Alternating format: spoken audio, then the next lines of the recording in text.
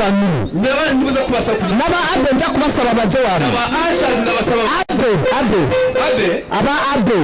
abe kwaya tukora enda chikatano namwe muja kuja. Let me begin like this. Amanya Eshima Militon ayo niyo mazina ye. Kisoro Community Pastor kandi umushumba wa Kisoro Community Church. We are on the mountain Nyagashinji kandi dusangwa kuri ya musozi wa Nyagashinji on the White Church. Iyo akayira on the White Church. Iyo ku kanisa isizwe irangi ry'umweru. Amen. Amen. Amen. Amen. I want us to recognize the pastors in the house. Ndashaka noneho kureba nanzura abapastori bari mu nzu. Pastor, thanks for being with us. Pastor, mwakoze kubana nanjye. My bishop is here. Bishop wanje ari hano. Who nurtured me. Kandi thank you for coming to be with us here. Mwakoze kuza kubana nanjye. My friend and evangelist Martin is also here. Yanje kandi umuvugabutumwa Martin nawe ari hano. Banange bwatuka. Yego mazima. Bwatuka. Naja kugera hano. I want to hear from there. Bwatuka. Naza kugera hano. Muja kumuna. Namwe muri buze kumuri. I want to thank the government. Ndashaka gushimira leta. Who allowed us to be here. Leta yatwemereye kugira ngo tube hano. I want to thank the RDC. Ndashaka gushimira RDC. I want to thank the town clerks. Gushimira town kiraro. LCs. Municipality. God bless you. I want to thank the police. Especially DPC. OC. And other police officers. Thanks for being here. I want to thank everyone. Before I thank everyone, I want to just hear this. I want to hear this. Because we have 12 minutes. 5 minutes. 5 minutes. As I said, they will come. They will come. But in these 12 minutes I have, I want to hear this. We are here because we want to celebrate the new year, which is the Jesus Night Festival. Banange, I am a married man. My wife, she's very Soshima. Hope she's here. Please come here to see you. She's a woman. She's a woman. She is very beautiful. Like me as well. God bless you. God bless you. I am an author. 28 books. God bless you. I want to listen to this. As we come to the close of 2025 and prepare to step into 2026, my heart is filled with gratitude to God for His faithfulness over our district Kisoro. Kwizera nangase kwizera kwa abanyagisoro kwa district our families and our land through every season. Kunyura muri gihe cyose the Lord has been very good and true. Uwiteka Imana yabaye mwiza kandi iba umwiringirwa, and His purpose for Kisoro still stands. kandi ikigenderwa cyayo hano muri Gisoro kinaracyariho. I am warmly inviting everyone, ukuri none ndimo ndabareka buri muntu wese, youth, abanyaruguru, families, imiryango, leaders, abayobozi, elders, children, abana bato, to gather with us natwe hamwe for Jesus Night Festival. kugira ngo tuze twime. This is the moment of worship, iki ni gihe cyo kuramya, prayer, cyo gusenga, praise, cyo guhimbaza, and proclamation igihe cyo kurangiza for the gospel. uvuga ubutumwa. This is more than an event. ibi birutaho no kujaguza. This is a divine appointment for our community na cyane mu giturage to encounter Jesus together. na Yesu Kristo. As we enter 2026, kwinjira muri 2026 the Lord has given us a clear sim. Uwiteka Imana yaduhaye umutwe wenyine ugaragara Walking in purpose. kugendera mu kigenderero. During Jesus' night festival, Muri ijoro rya Yesu Kristo we will give thanks for the new year turibuza gushimira Uwiteka and the old year maze n'umwaka ushaje and repent. kandi maze We reign and renew our commitment to God. tugaruza bundi bushya no kwihayo Receive the election and the vision for 2026. maze nuko mwakire no kongera gutoza bushwa no kwerekwa kwa mama. Unite one community under the lordship of Jesus Christ. Rero mu bumwe no mu buyobore bwa Yesu Kristo. So this is your invitation. Yesu Gisoro district kurukurarikwa. This is your invitation. Kurukurarikwa kwanyu. Come as you bring your family, your friend and your neighbor. Muzana imiryango yanyu namwe muza nk'uko muri. Let us enter in the new year with the presence of God. Maze tuwinjiremo no and we walk boldly in our purpose. maze tugendere mu kigendererwa. May the peace of the Christ reign in your home and 2026. Amahoro ya Yesu Kristo abere mu mago yanyu no mu mitima yanyu. Be with you Abana namwe in obedience, kubaha in harvest, mu gusarura and divine alignment with us. no muri ubwo bumwe bw'ubumana hamwe natwe. Pastor Eshima Militon, Pastor Eshima lead Militon pastor Kisoro Community Church. kandi umuyobozi wa Kisoro Community. That was my letter to usher you Urwo rwo rwandiko rwe into this event. rurimo rubinjiza muri iki gikorwa In Jesus' name. mu izina rye. We are here Turi hano to say, kuvuga ngo go and make.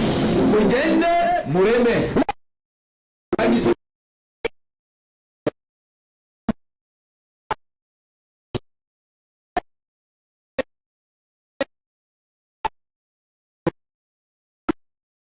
Genda ureme. Can you tell someone next to you? Bwire kirukwenye. 2026, Bwire makumyabiri. it is the year of go and make. Genda ukarema. Banange peti ulide. Yenda umaze utashumvishije. Kantigemu. Kandi subiremo. 2026, Makumyabiri. we are going to walk in the purpose. Tugiye kugendera mu But to kigendererwa. go and make. Kandi tukagenda tukarema. Are you ready to go and make? Ese witeguye kugenda kurema? You will not live here Ntabwo urava and you don't make. maze guteka. As long as you came here, Niba waje hano you are going to go and make. ugiye gusubirayo maze ugiye kujya kurema. This is a guarantee. Iki ni iteka. It is a guarantee. Iteka. Go and make. Genda ureme. Are you ready? Uriteguye. Tunaenda chika mukaga. Usigaye itariki itandatu. I want to go abe. Ashaka nawe abe. Takala muje. Abenya mnamuze. Abe muje. Muze hano. Go and make. Genda ureme. Go and make. Genda ureme. I said go and make. I said go and make. I said go and make. Can I speak it? I want you to preach with me. Abebyuma mugende mpora. Abebyuma mugende buhoro. I want you Ndashaka kugira ngo you hear this. wumve iki ngiki. Go and make. Genda ureme. It is a call Ni umuhamagaro to obedience, wo kumvira. movement and destiny. Kugenda ukagera ku iherezo. When God did say go, Iyi Imana ikwiye ngo ugende. things changes. Ibintu birahinduka. We are here Turi hano as a pastor. nka pastor. As a pastor, Nka pastor. I cannot say Umuntu ashobora kuvuga go and make, genda ureme. but God says Ariko Imana iravuga go and make. genda ureme. That's why there is a difference. Mpamvu ari intandukano. That's why there is a difference. Mpamvu ari intandukano. That's why there is a difference. Mpamvu ari intandukano. Today Uyu munsi we want to celebrate turashaka kujaguza 2025, 2025. but as we are entering Ariko turimo twinjira 2026, 2025. which is the year of go and make, Kandi ariwo mwaka wo kugenda. the year of walking in purpose. Umwaka wo kugenda mu kigero. You are not just going to enter 2026, Upfa kwinjira muri but there is a purpose why you are going there. ariko hari ikigero. There is a divine purpose. Imana There is a reason why. mpamvu There is a reason why you are here. There is a reason why you are still standing. That is the reason you are going to enter 2026 in your purpose. In the mighty name of Jesus. In the mighty name of Jesus. The Bible says in the book of Matthew chapter 28 verse 19. Jesus said, go and therefore make disciples. Make disciples. Go and make disciples to all nations. Do you know what I say? That's the word of Jesus. As was the word of Jesus, this is the new time. You go and begin to preach. Why did Jesus say that? You cannot succeed when you are not going.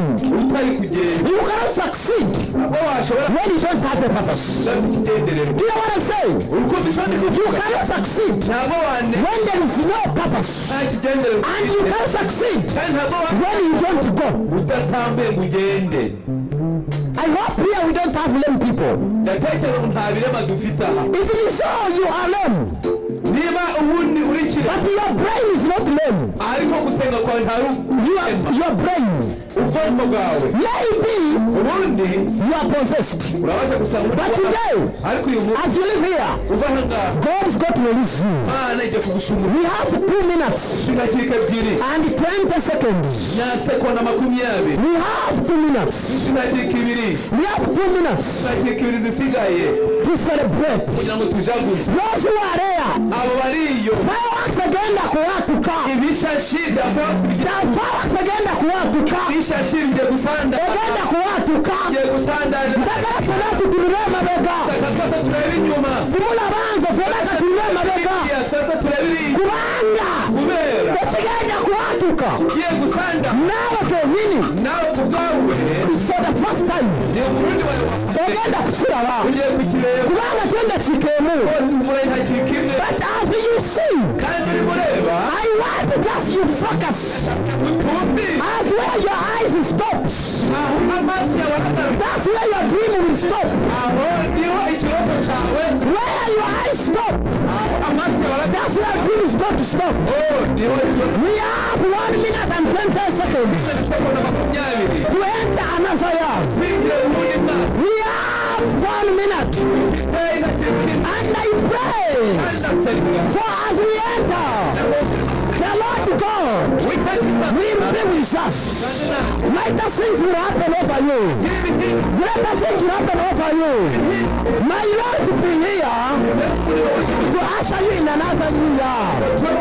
We have 52 minutes. We have 48, 46, 43, 41, 39, 37, 35, 33, 31, 30, 28, 26, 25, 23, 22, 20, 19, 18, 16, 14, 17, 12, 10, 9, 8, 7, 5. Happy New Year! Happy New Year! Hallelujah! Glory to Jesus! Glory to the Lord! Happy New Year! Happy New Year! Happy New Year! Happy New Year! Happy New Year! Happy New Year! Happy New Year! Happy New Year! Happy New Year! Happy New Year! Power! Power! Power! Power! You can say! You can say! You can say! You can say! You can say! In the mighty name of Jesus!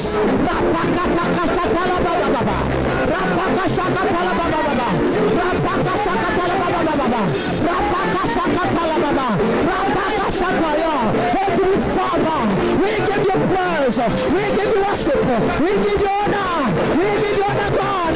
Make that church God, make that church God, in the mighty name of Jesus.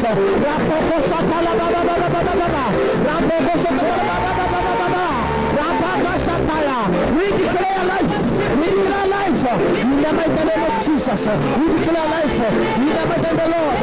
Heavenly Father, Heavenly Lord, we honor you, we give you praise, we give you worship, we worship you, God. Make that church, we speak life, in the name of Jesus, in the name of the Lord. Heavenly Father, we honor you. This is the time we are before you. This is the time we are in your house. This is the time we are in your Mandakataya Baba, Viboko Sataya, Rakataya Baba, you can say Matakaya Baba, Rapakataya, Heavenly Father, we honor you, we proclaim Father, with our life, finances, with marriage, nation. Jesus, Matokotaya Baba, Rapakosataya, Rikataya Baba, in the name of Jesus, Osande Bukama, Oriwandawo, Orimunene, in the name of Jesus, in the name of the Lord, Dangiri Waka, Musha, Dangiromaka Bostalo, Dangiri Waka, Waya Baba, Ogunibamaka, Yukarapaya, Rakataya, Rapakataya Baba, Ibanolo, Fire Lava Sapa. Moja yakatoda mlamo, yakatoda mlamo. Kwani ni sababu yakatoda. Kwanza mkale wakatoda. Kwanza mafuta wakatoda. Kwani ni sababu kama osani de, ori wanjaulo, ori mulebe, ori watisa, ori wakwengana, ori wakusinda, osinga mawono, osinga jona, mulinya ya Yesu, mulinya yakatoda mlamo. Osala baba. Satala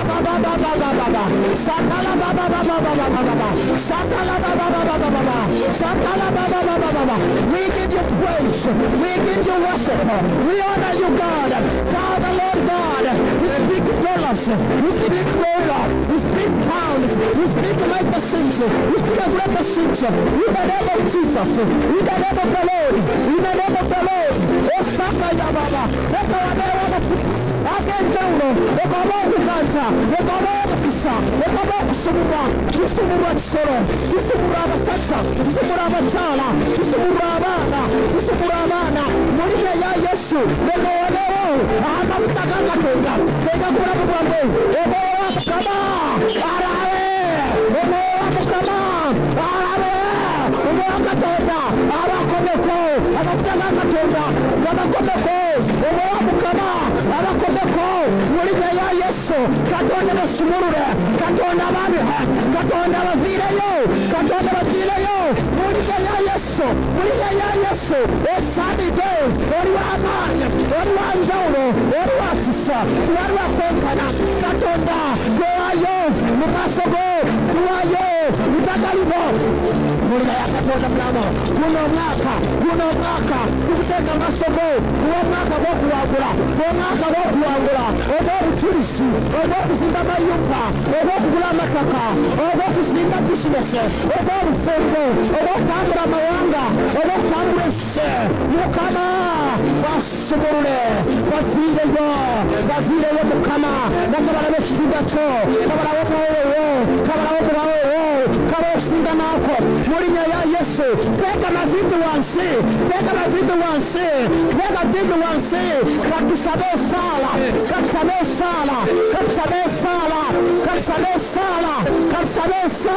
mu linnya ya Yesu, sabe esala, teeka amaviivi wansi,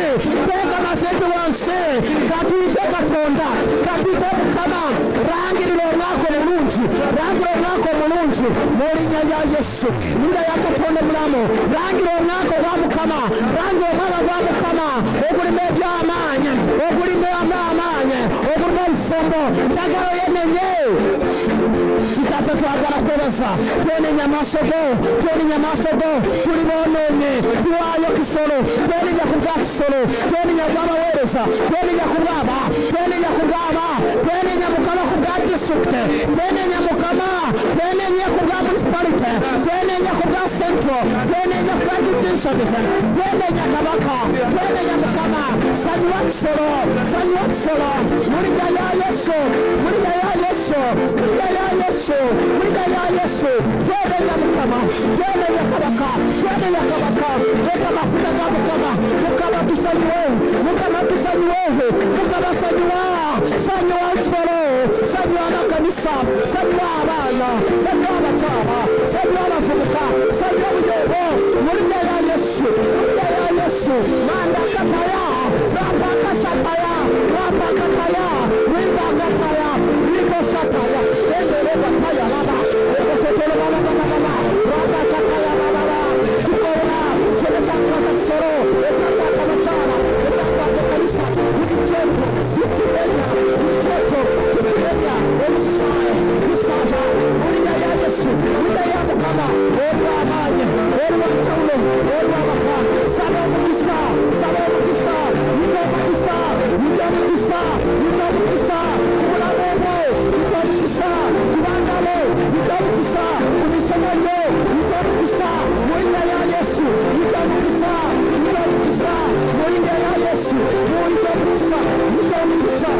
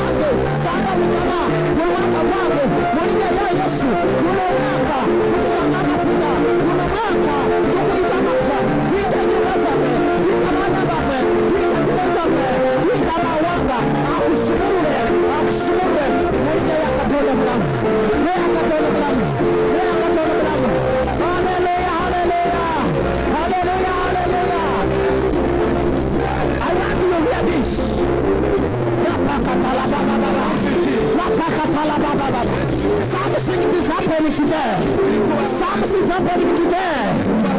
Nobody not touch. Jangaro kwa touch. Otiteka wagulu. Oyingira mwaka gwetangaza. Nsaba w'ebyuma. Ntera wano monitor. Siri kwewulira bulungi. Tawo ndi kwiyumva neza. Ow'ebyuma alihe? Ow'ibyuma urahagana he? Ngamba ntera abantu microphone, ntera abantu monitor. Shira hariya kawati kugira ngo yumve neza. Ndaka kwa tochi. Cyangwa tochi. Ndaka kwa ndaka mu wagulu. Ndaka mu bire. Ndaka mu bire.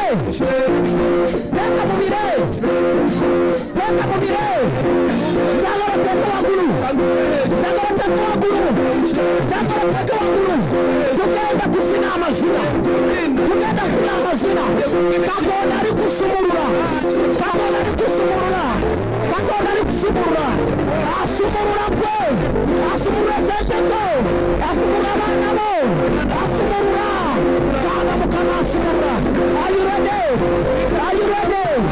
Jagara yo wakwaya. Atukubira okimba. Tumoke. Anarebe karo. Jangu.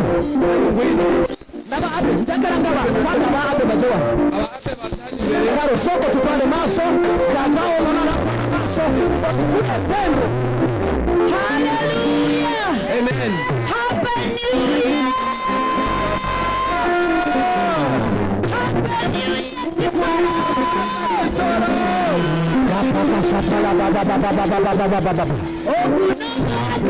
Amen. Okunomaka okubushirizi wawe teka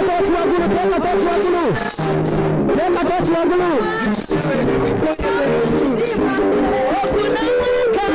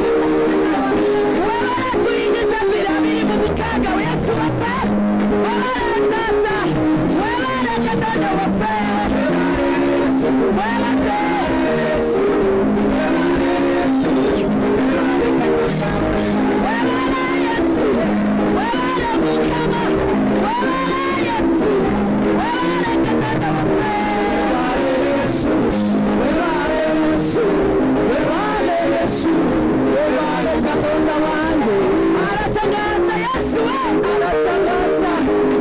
aratangaza Yesu aratangaza okuyamunta mukasasira akamusi akamuchoka Yesu aratangaza Yesu aratangaza Yesu aratangaza yakuya bila mwetano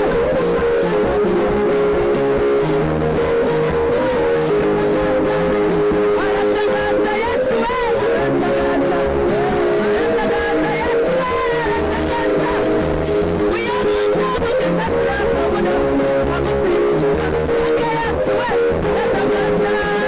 aratangaza Yesu aratangaza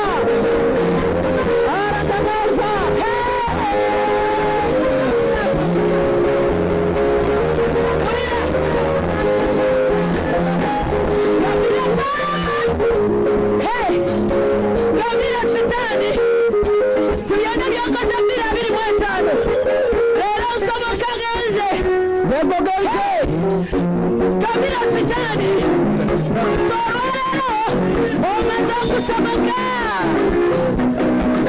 Gambira fara yangara kaka sida mabega tegede kanani Gambira Farao ine kopa Gambira misimu tunawana samatira tegede kanani Gambira Farao buka kanani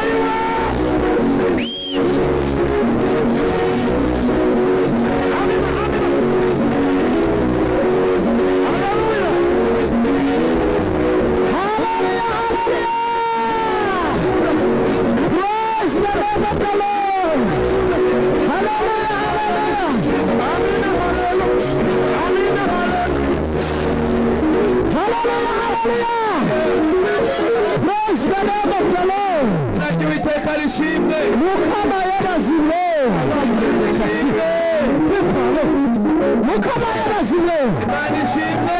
Happy New Year. Happy New Year. Happy New Year. Happy New Year. Kampita bicayi. Kampita bicayi. Magare bicahe. Atugurira uruyimba. Indirimbo. Fata inkoni nkwereke ibindusha. Wofata inkoni nkwereke ibindusha. Are you ready? Uriteguye. Fata inkwereke. Fata inkoni. Fata nkwereke. Ibindusha. What is already. Are you ready?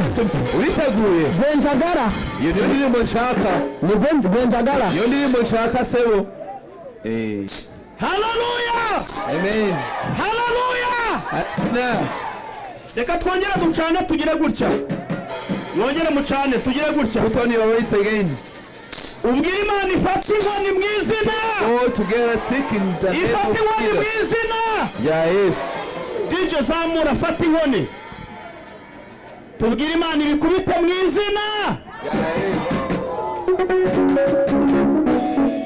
Fata inkoni. Ori ready? Ate ready ze mujawo. Mukama yabaziwe. Amina. Hallelujah. Hallelujah. Uba. Huba. Wave. Uba. Ayabe New Year. Mukuri kumwaka. Ayabe New Year. Mwaka muhire. New Year. Mwaka musha. Are you ready? Uriteguye. Yanaza kebi. Yangula no musayigo. Zipani ya swaziba. Yanaza kebi. Yanaza kebi. Yangula no musayigo. Zipani ya swaziba. Yanaza kebi. Yanaza kebi. Yangula no musayigo. Zipani ya swaziba. Yanaza kebi. Yanaza kebi. Yanaza kebi. Yangula no musayigo. Zipani ya swaziba. Yanaza kebi. Yanaza kebi. Yanaza kebi. Musayigo. Zipani ya swaziba. Yanaza kebi. Yanaza.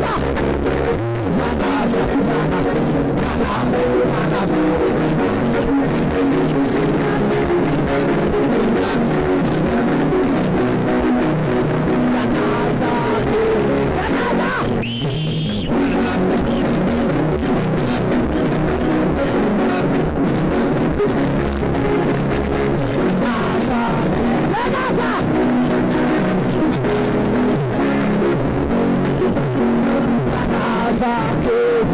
Are you ready? Yes.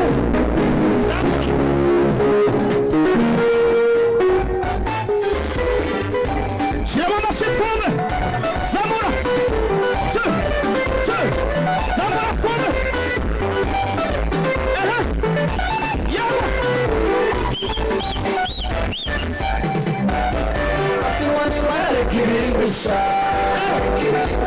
Wani mosi ya kiti. Wani kibirigusha. Wale kore kuta. Wani ya kulise kutare. Wani kibirigusha. Wani kibirigusha. Wabanye na Yosefu muri gereza. Wabanye na Mose muri Egiputa. Ibyari kutwica byari bihari. Ibyari bifasaniye biturugose. Baturinze Mana gukorwa n'isoni. Baturinze Mana gukorwa n'isoni. Wabanye na Yosefu muri gereza. Wabanye na Mose muri Egiputa. Ibyari kutwica byari bihari. Ibyari bifasaniye biturugose. Baturinze Mana gukorwa n'isoni. Baturinze Mana gukorwa n'isoni. Fatimani mwere kibirindusha. Fatimani mwere Fatima ni mwereke ibindusha, Fatima ni mwereke ibindusha, Fatima ni mwereke ibindusha, Fatima ni mwereke ibindusha.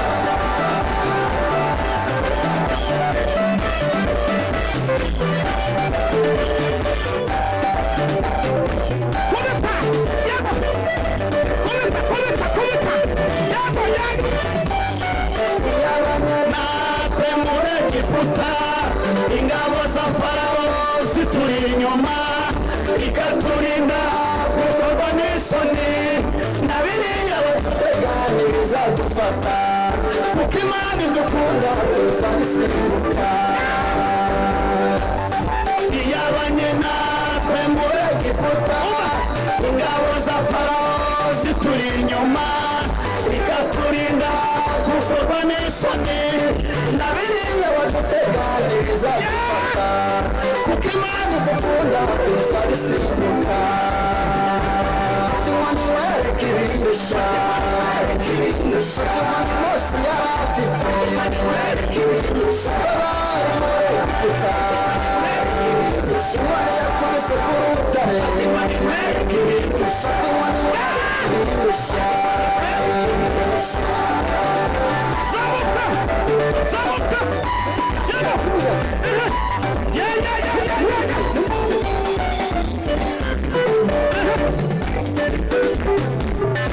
Jineri mama ya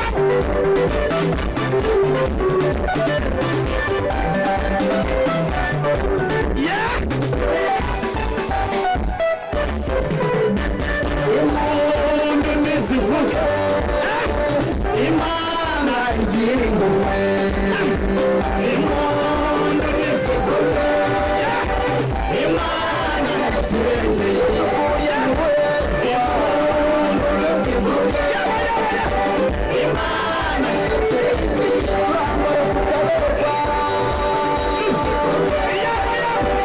Imana yaturengeye, nawe wikirwa.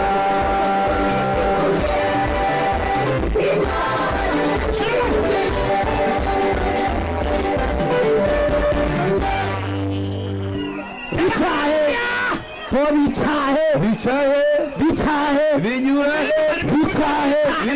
bicahe ibicaye cyangwa iby'iwabo, bicaye ibicaye iryo zamura ibicaye gamba 25 bicahe igo igira gute, bicaye ubugayi bicahe bikoze iki bicaye iryo zamura gira gutya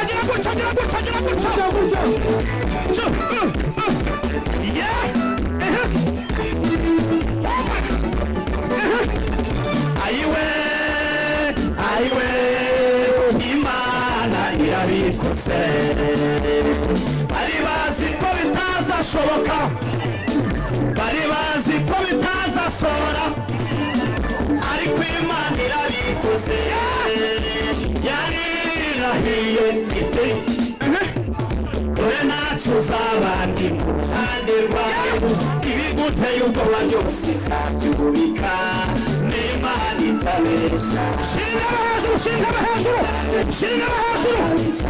kubita bicaye, shinga hejuru iryo zamura, ibiduteye ubwoba byose cyane, zakarande zo mu miryango cyane, indwara z'ibyorezo zose cyane, ibituma tudatera imbere cyane, yagwa amaboko yawe shama amashuri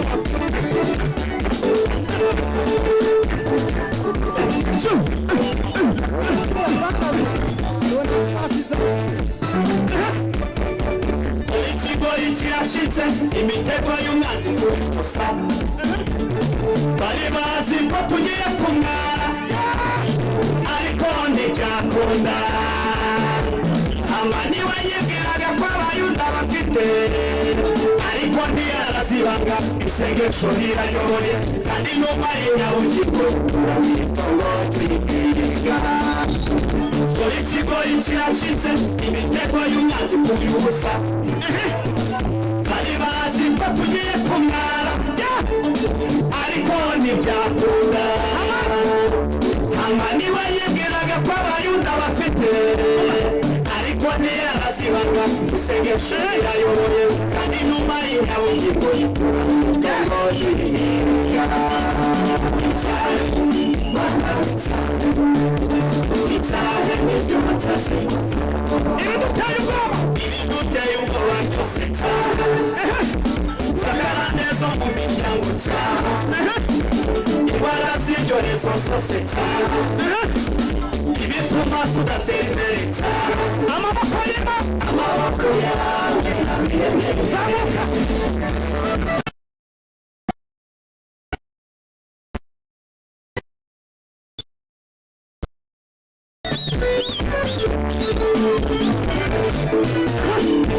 ibikore mana bikore ukomeze kuduhisha ibiturakariye byose ibitugeza nijoro ibishaka kudukenya ibyo byose mana cyane cyane uragura imiheto y'ababisha banjye bikore mana bikore bikore ukomeze kuduhisha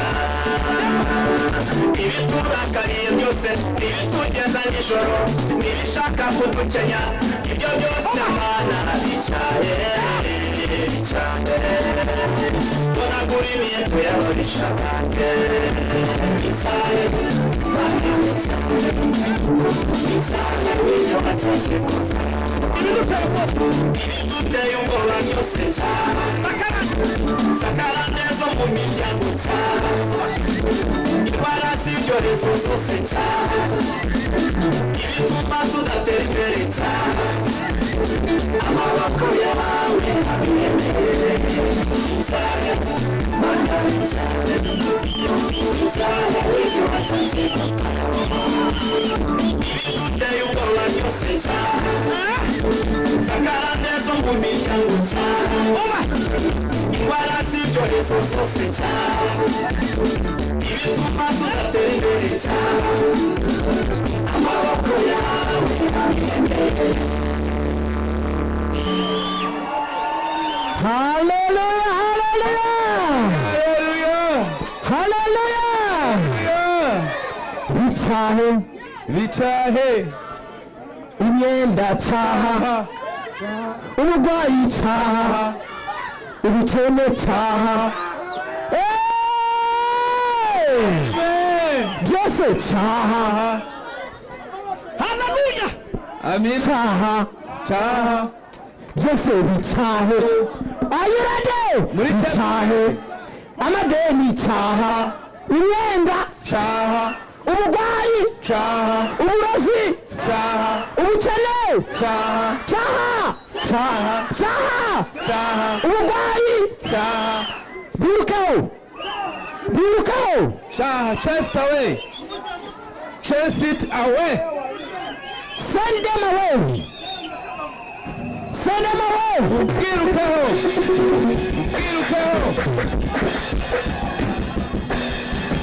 amen amina are you ready witeguye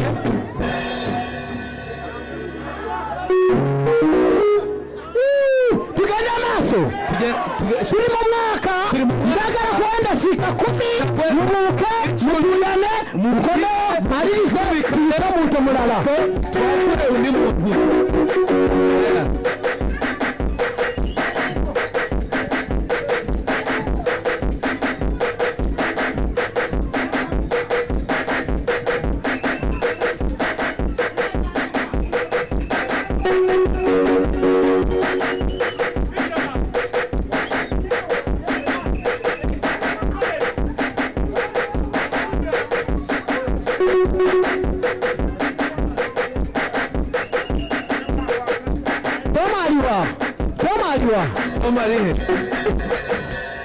Amen. Amen.